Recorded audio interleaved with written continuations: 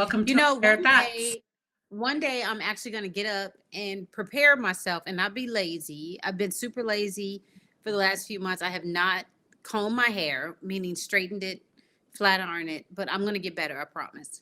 Oh, okay, nice. It doesn't matter. You're still gorgeous either way. Thank you. Thank you. But I want to be like flawless like you.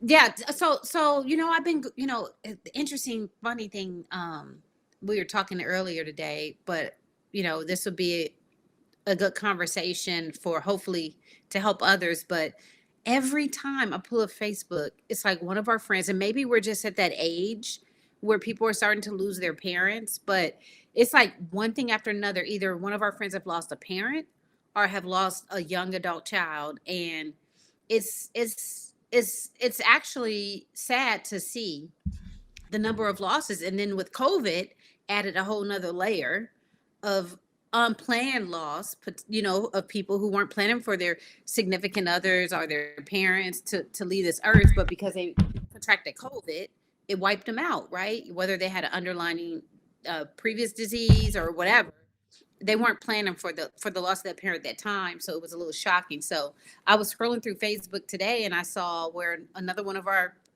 mutual friends lost a parent, and it's just so sad because you and I have lost both of our parents. It's been 6 years, almost going on seven, has it? So, mom passed in 2006. 16, that's 16, 16, 17, 18, 19, 20, 21, 22. So that's 6 years for mom, And then dad and passed. then dad passed 4 years ago. And this was all pre COVID, and we just had literally a slew of deaths in the matter of a 3 year span. I think so. We lost mom first. We lost a really very good friend to prostate cancer. We then Then 6 months to the day. day our mom passed, my daughter my daughter and my son lost. I lost my ex mother in law, and you lost your ex mother in law or your daughter's Yeah. grandmother on the same day, matter of like 30 minutes apart. We lost dad 2 years later, and Hmm. this is a lot. Death is a lot, and I know with COVID, people are experiencing a wealth of feelings and a slew of emotions, and we're getting older, and it's more frequent than it was when we were younger. And I don't know if that's just life. Yeah, I try to tell my friends that still have their parents here today, don't take advantage of that, because once they're gone, you can't get that time back. And losing a parent is a feeling that I don't think you'll ever get over. I think you learn how to deal with it, you learn how to cope with it, Hmm. but there's a hole that's forever there, especially a mother. I mean, a dad, a father too, but losing a mother is that's who brought you into this earth, through that experience of her carrying you for 9 months. But losing both, our mother, we knew she was sick for months, and we knew it was getting worse and worse and worse. We had time to kind of go through her loss, through hospice.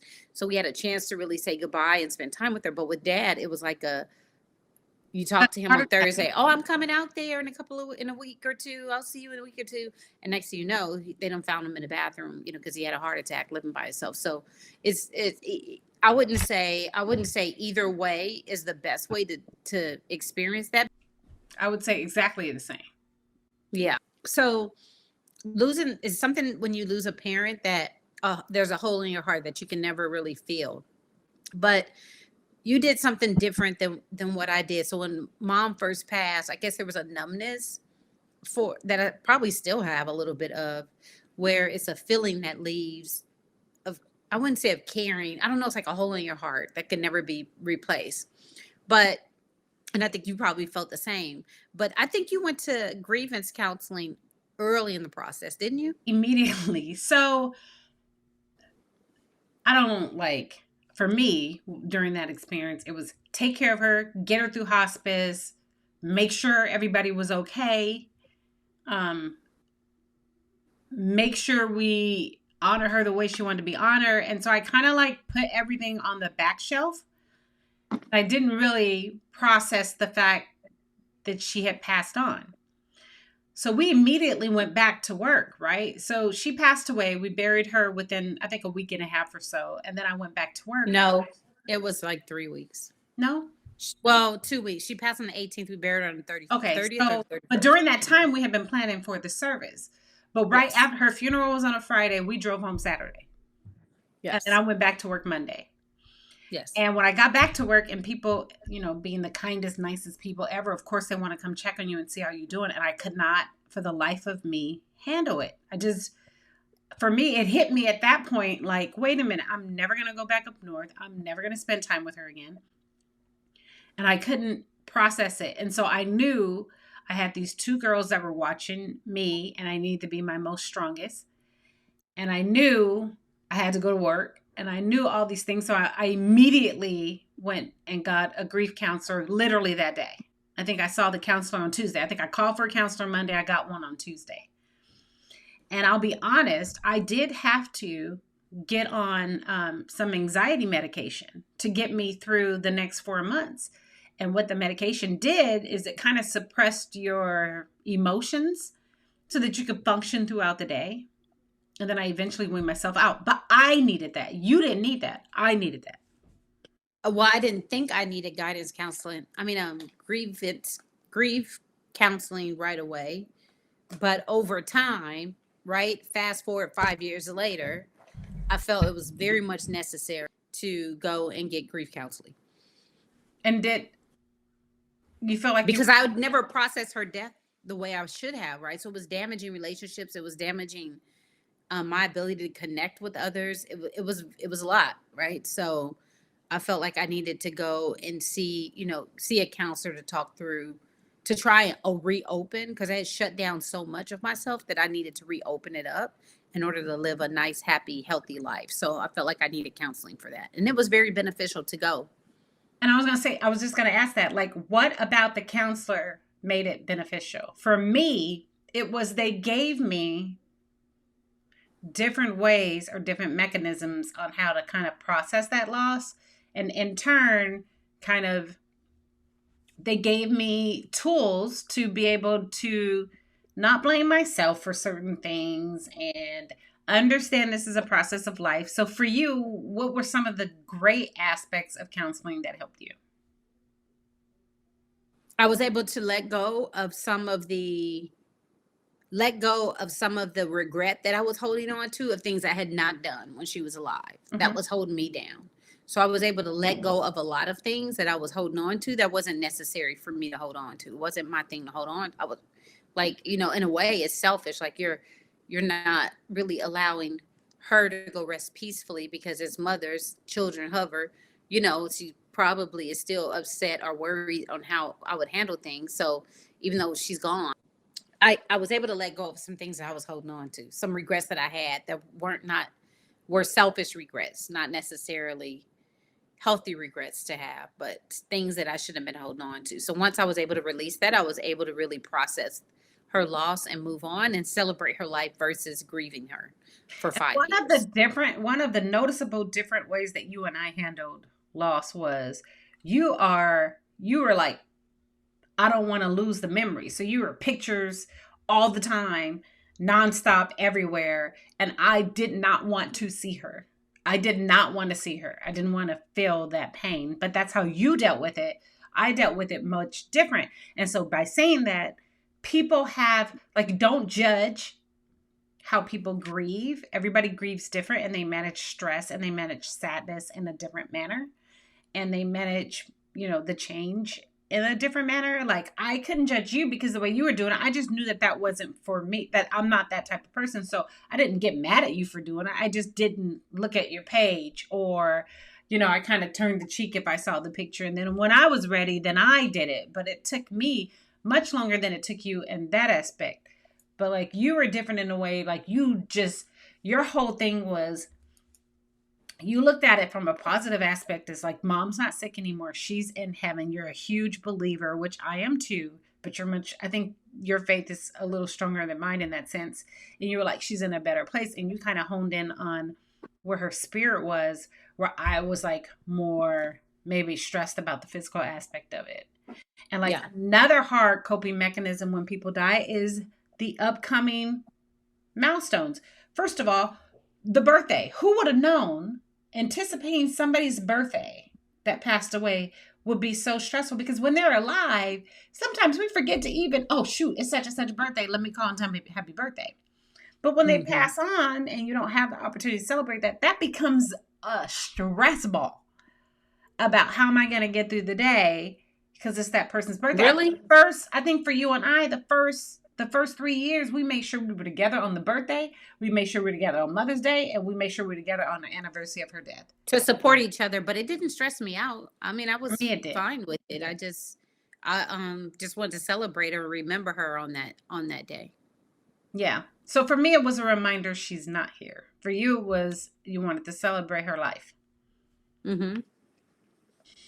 So people grieve different, and everybody needs to be open and supportive of that and not make judgment calls. Now, I have not gone to her gravesite since she or dad's. I haven't My been, and I don't myself have a either, but I'm desire. not a gravesite I don't person. have a desire to go Yeah. at all. I don't feel like they're there. They're not there. That's just the body. It's That's a the body, flesh. but some people, like for example, my son always goes to his grandmother in Long Beach. He goes to her gravesite all the time, and to me, it makes him upset when he goes. But that's his way of processing. For me, I couldn't do it. I just don't like going back to that spot where I said. To me, that's your final resting place. Like we used to Uncle Elliot, we would go visit him, right, occasionally or whatever. But for me, I'm kind of glad Mom's in San Francisco because I have conversations with her all the time here, Mhm. right? Wherever I am. I don't have to go to San Francisco to show my love for her. If I buy flowers, I buy them in remembrance of she or dad, and I just put Mhm. them in the house, and it just reminds me of them. But to have to go to the, I mean, it's nice to go put flowers there. I guess if something happened to me, I don't know if I would care less if nobody ever went to my gravesite because it's what's in the heart, right? To Mhm. me. Yeah, for sure. I agree with you. And then, so what do you do? What are some good kind of ways to honor a person? You and I got heartbeat tattoos for our parents, Yes. matching ones. Oh wait. And so that Yes. when we look down at our arm, we think, of mom and dad. Yes. Mm-hmm. That's one. Some people do. I have a little like space, a little area in my room where it has like her little small urn that I kept. It My, has a dad's um obituary, a picture of us. That's my little like area when I get up in my room and I can see them, right? So that's a reminder. People do different things, but I'm glad I got the tattoo. I've been wanting that for a long time. yeah, same here. I think anything that you think would make their memories alive and bring happiness to you, you Yes. have to make that call and you have to do it the best that you can do and push forward because we don't have a choice. We're still here. That's But the I think talking unfortunate part. about them and Yeah. talking about the experience you've had with them, talking about what you learned from them, carrying it on to your children or family members, or sharing your experiences that they taught you is another form of carrying on their legacy. And then some people have the fear of forgetting. They think because somebody passed away, they forget. But I don't think you'll never forget, ever. I think for me, as the years go by, there's certain, like her skin. She had the most beautiful, softest skin. And dad always preached about a woman should always be married. And so those things are instinctively ingrained in my brain. And when I make, Married, or your hair should be done, your makeup, you shouldn't leave the house looking crazy, all of that.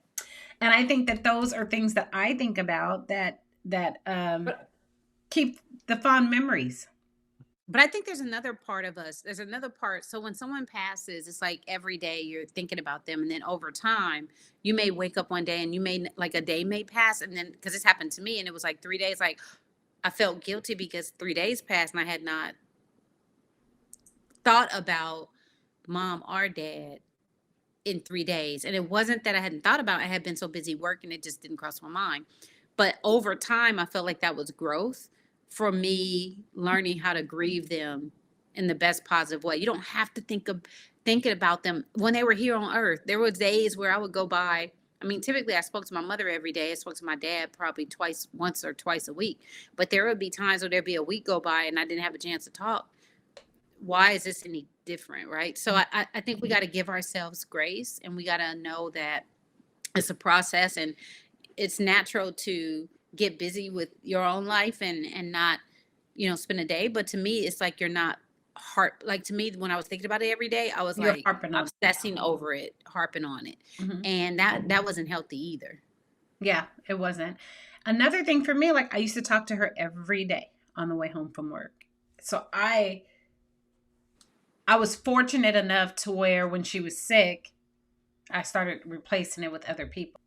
So like I used to talk to her every day after work, all the way home from work. And so that was a concern of who was going to fill that gap, but I found other means to entertain myself. I actually got into podcast. And I actually went in a dark place of podcasts because I was listening to only podcasts centered around loss, believe it or not. Because I wanted to know if my feelings were valid, if other people felt the same way. Was I grieving the right way? Was there something I was doing wrong? And that actually gave me a sense of security to an extent. Like there's a podcast that I listen to, Terrible Thank You for Asking. And even though it's about people's troubles and mishaps or deaths that they experience, it also tells me that I'm not the only one going through it. I'm not the only one that experienced it. And they give me coping mechanisms to be able to deal with it and move forward. Loss is a big deal, especially of important people, like your parents, your Yeah. kids. Like those are things that are irreplaceable, right? Yep. So for me, one soundboard was listening to those type of podcasts, and then of course I would call you every day too. So, and then another thing that death taught me is like, am I prepared if something happened to me? What would I want my kids to experience? How prepared do Yeah. I want to be for them, right? What do I want Hmm. to order for them? And Yeah. have I communicated my wishes? Have I talked That's a big about them one. That experience? is a big one. Is a lot of people don't have your business in order. And when a parent passes, then and you have multiple kids, it's a huge mess in regards to what gets split up. So any advice I can give, if your parents are still alive today, work with them and partner with them to go get a will set up or some sort of trust will, whatever, so that it keeps animosity down amongst the family, right? Because when you have to go to probate and all those other things, it can cause other issues I've seen with other families. Yeah. And so I would say make sure your orders are in your affairs are in order, so you can alleviate the additional stress that comes with trying to divide properties and things like that. I think the And other talk piece to too people and is ask, what do you want? Like, what if you, like, mom, she never had anything written, but she told us she wanted to be cremated. She did not, she was very specific with us, but she was that way with us. She didn't necessarily tell her husband that. mm-mm. So when it came time for us to come up with a burial plan, he literally There just was a little debate. Yeah. said Yeah. about how she wanted to be, you know, buried and what she thought her funeral should look like. And thank God we were all in agreement with it. But she was very, very passionate about that. So we knew exactly what to do. And thank God she did because we knew. And dad was the Yeah. same way. He wanted to Yeah. be cremated with his wife. So it's Yeah. important to have those, even though they're uncomfortable, dark conversations. It's important to have it, especially if you don't have something documented. Yeah. Agreed. And so, like, for my friends out there that are going through it, COVID's here, things change, parents get sick, lean on people, use your community as I think there's another element to it too, where you have a stepfather or stepmother, and then you have kids from other relationships. I've seen, we had a good friend of ours pass away a couple of years ago, and it's been about a year. Has it been a year? I think it was a year. It's been 18 a months. year. Has it? And unfortunately, the stepdad didn't care much for the kids, and the stepdad did not allow the kids into the home to get any of the mother's belongings. And that's a horrible Hmm. experience to have. Your mother passes away. It wasn't planned. This was the last, I mean, it was not, this was a tragic event that happened that took her life. And now you have her children who wants to get some of her things to smell or whatever, sentimental things. And the husband, who's greedy and selfish, won't even allow the kids to come into the home to get any of the mother's things. That's horrible. And I think as That's people, we gotta another, be you're adding another layer of stress, and you're adding not another just layer stressed. of sadness and another layer of loss that's unnecessary. Yes. For what Yep. gain? Exactly. What are you gonna do with her clothes? What are you gonna do with her things? Like, it's not about you, right? It's about what the person would want best. And your wife would not have wanted you to treat her children that way. Hmm. Exactly.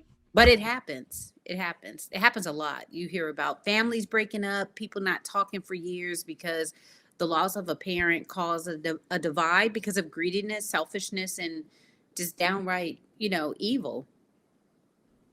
And so do you look at the person who was causing all the rift, like is that their way of managing the stress of the loss of someone because they're angry and so they want to take it out on everybody else? Or is it just an opportunity to be nasty? I don't know. Hmm. Sometimes the truth comes out in painful times, in tragedy. You find out what people really are about. Yeah, that's true. That's true. And there's so much. So if you're going through something, if you feel like you're in a dark space, there's so much information out there.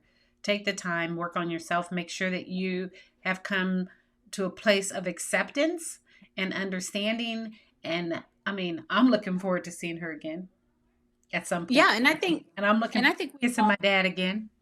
I believe yes, me in heaven. too. And and we all are naive to think that we will exist on this earth forever. Hmm. We don't know the date or time, right? That any of us will be called to go to our next resting place, right? So I think we have to be realistic and know that it's real and it can happen. And so try to prepare yourself as much as possible with putting things in order, your affairs in order prior to that happening. But if it does happen and you're not ready, or if it's happened, I think you have to show people grace. I think you have to lean on the fact that, um, for me at least, that there is a heaven, right? And that I do know I'll see my mom and my dad again one day, if I make it to heaven. But I think we just have to kind of be ready to deal with whatever comes, but understand there's so many tools out there to help you, right? Grief counseling is huge. For anyone that has not gone through grief counseling, I highly recommend it, Hmm. because it does help you cope, and it does give you skills and tips and tricks to be able to handle, the loss that you've experienced. So I would highly suggest grief counseling. I would highly suggest friendship, right? Friends pulling each other together to support each other, be there for each other, and then allow people to have space to deal with their own grief. You don't want to hover too much either, because you want them to be able to deal with the grief that they're experiencing. But it's not anything easy to go through. Again, we've lost so many friends and family over the last few years, but and it's each situation experience, is a different one. So I would just say grief counseling, I would highly suggest for those that have not had it. And for those that are in a relationship, if your partner loses a parent, be considerate of that. So when it's time for like Mother's Day or Father's Day, just tiptoe for a little bit. Tiptoe. Yeah. Don't make it all. I mean, just because your parents are still alive, that's wonderful. Nobody is knocking that. But have a little bit of care and concern that the other person may not be feeling that day or that emotion because they don't have that on their side, right? And so it's Yes, a I hard agree. kind of emotion to balance. And sometimes people forget and they want you to just hone in and jump in on their family side. And you're like, wait a minute, I had a mom, I had a dad. Give me a minute. I'm not, for me, Mother's Day, even though I have kids, if they want to do something for me, fine, but that's not a big day for me.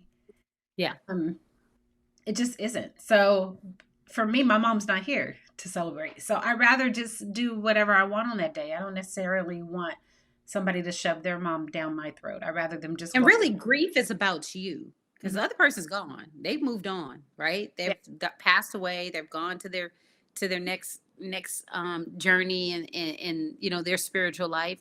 So they're gone. Grief is what we're left with, but we have the ability to control how we handle it, and we can make it a positive experience versus a negative one if we choose to, right?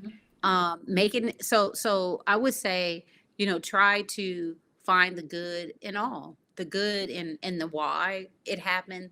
Try to find the good in what you had when they were here, and try to find the good in what you'll take from what you learn from them now that they're gone, and apply it to your life, and not harp so much on the loss. Yeah, I agree. I agree. Well, I hope this topic is able to help, people that are kind of going through the same kind of loss that we've experienced over the past few years. And if you need help or if you want to talk to us, we're available. I'm not a counselor, but I'm a cheerleader, cheerleader for good. So feel free to leave comments if you need help or if you just want to talk to somebody. Yes. And don't leave a call if you haven't talked to anybody in a while. Pick up the phone and tell them you love them. Don't leave a conversation without telling people you love them, because you never know, Mm-hmm. what can happen. So, you know, things happen, right? Let's Yep, just make the best out of what we have today, and then once it's over with, let's make the best out of what we have. exactly. Well, thank you for tuning in today. Please make sure that you subscribe. You can also find this podcast on iTunes, iHeart um, Stitcher, all of the platforms, all of the audio platforms: Pandora, Pandora, Prime, Amazon, iHeart, Amazon, YouTube. Spotify, Spotify. And yeah, I hope that we were able to touch some people and let them understand they're not alone. Yes. Journey All of right. Yes.